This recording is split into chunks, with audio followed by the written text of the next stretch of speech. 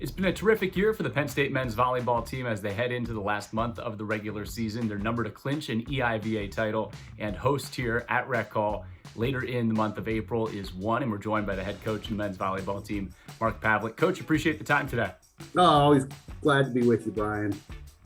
Well, Pav, you've had some great teams throughout your tenure and have coached some great players. I know we're still far from the end, but what gives this group an opportunity to do something special this year? Well, they may not be the biggest team we've ever had, but they're making their mark as probably the most athletic team we've ever had. And what they've done in the last 2 years, really, this has been a core group that's been together for that long and a little bit longer.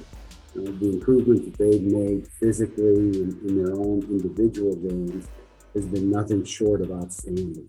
When you put this group together on the floor, the joy that they have of just competing together is palpable. I've had more people tell me after matches that watching them play was so much fun, how much fun they're having on the court. As long as we can keep our composure and make sure that we understand that you got to deal with success just as much as you have to deal with failure, we're going to be in pretty good shape these last couple of weeks. In the decade plus I've been following your team, you've always challenged yourselves with a challenging non-conference schedule, but the EIVA is completely different now, and to sit at undefeated at this point of the season, that speaks volumes, I think, to the mental approach and just the overall approach your guys come to each match with. How would you speak to their preparation going into each match?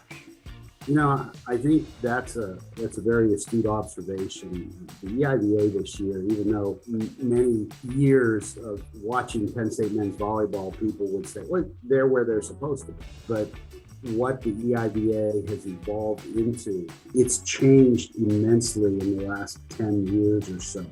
And frankly, if you would have told me last year at this time that we would be undefeated in the EIVA at this point, I would have taken it and run with it. I think it just speaks to our guys not playing the logo on our opponent's jersey, but worrying about the Nittany Lion that's on their jersey and making sure that when we take the court, we're ready to play a level of volleyball that we see every day in our practice gym. And we're out to really compete against ourselves and make sure that if we get beat, it's going to take a team to play at a high level for a long time to challenge us. And so far, we've been able to pull that off this year. You already talked about the athleticism and how much fun you're having. Cole Bogner does a great job distributing to all the options he has. The team is averaging nearly 2 aces per set. So what's been part of the keys here so far this season?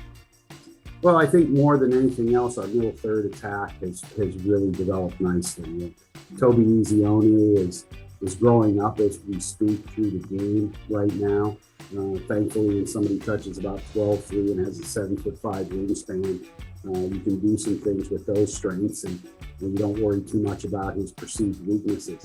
Sam Marsh has had an unbelievable year for Sam. He's developed very nicely into one of our top point scorers with his serving.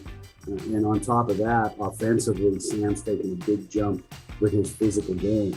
And then recently, probably in the last 3-4 weeks, I think we've been blocking the ball better than we've ever blocked it. And a lot of that has to do with the serve that we put on our opponents to make them a little bit more predictable and unidimensional.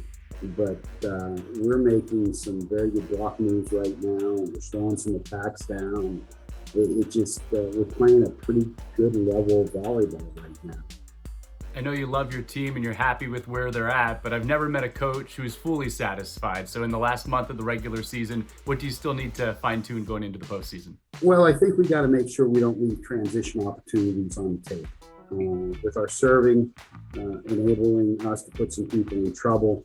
If they can't put the ball away and we keep it alive above our court, we got to make them pay for it. If we can extend our lead, if we can extend the separation by 1 or 2 points every 2 or 3 servers, that will serve us very well against the teams that we want to beat in the April and May. So we get a little bit sharper in transition. I think we'll add another layer of difficulty to play against.